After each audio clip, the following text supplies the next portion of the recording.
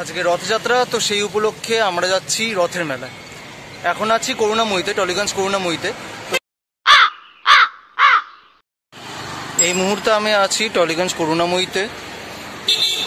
So এখানে আমার দুটো ফ্রেন্ডের সাথে মিট করার আছে, তাদের সঙ্গে আমি যাব আজকে স্পেশাল রথের মেলায়। নাও দ্য প্রবলেম ইজ ওনাদের এখনো মেকআপ করা হয়নি। রুকো যারা, সবার করো। 2000 years later. তো এই যে 1 2 এই দুজন টানা 3 ঘন্টা পর এনাদের মেকআপ করা কমপ্লিট হলো। গত বছর রথে বলেছিলাম মেকআপ করে রেডি থাকতে, এবছর রথের জন্য হলো মেকআপ। কত লেট করেছো তুমি? কত লেট? এই আমাকে বলেছিল। আরে ঠিক সেই মুহূর্তে জীবনের একটা কঠিন সত্য আমার মাথায় এলো, মেয়েদের সাথে তর্ক করা বেকার। So I quit.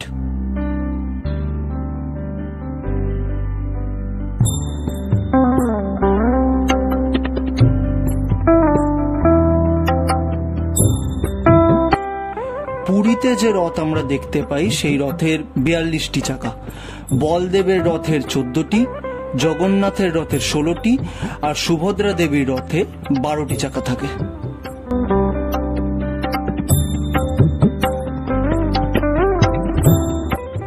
জগন্নাথ দেবের রথের নাম নন্দীঘোষ। যে দড়ি দিয়ে সেই রথ টানা হয় তার নাম শঙ্খচূড় নাগিনী। বলভদ্রের রথের নাম তালধ্বজ। এই রথের রশির নাম বাসুকীনাগ। সুভদ্রা দেবীর রথের নাম দর্পদলন।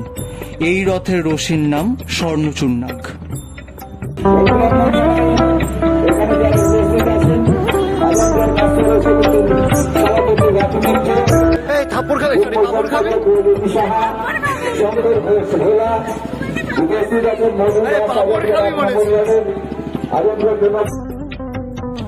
প্রচলিত বিশ্বাস অনুসারে রথের দড়ি স্পর্শ করলে পুনর্জন্ম হয় না। এছাড়া এটাও মনে করা হয় যে জগন্নাথ দেবের রথ টানতে পারলে অশ্বমেধ যজ্ঞের ফল লাভ হয়। নববিবাহিতারা তাই রথের রশি ছুঁয়ে প্রচুর আশীর্বাদ নেন।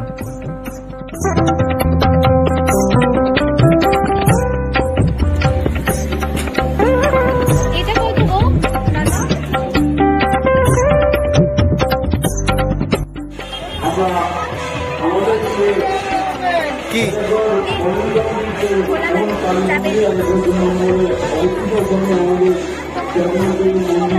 ওম নমঃ শিবায়। Thank you, thank you. খেয়ে নেওয়া যাক। খাওয়ার ব্যাপারে কোনোদিন না বলেছি।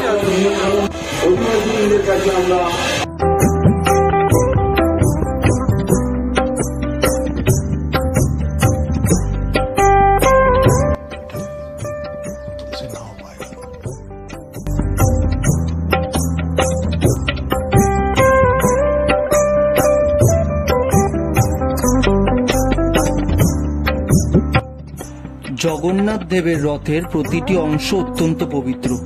3টি রথে 33 কোটি দেবদেবীর অধিষ্ঠান আছে বলে মনে করা হয়। ফলে রথের রশি স্পর্শ করলেই 33 কোটি দেবদেবীর চরণ স্পর্শ করা হয়।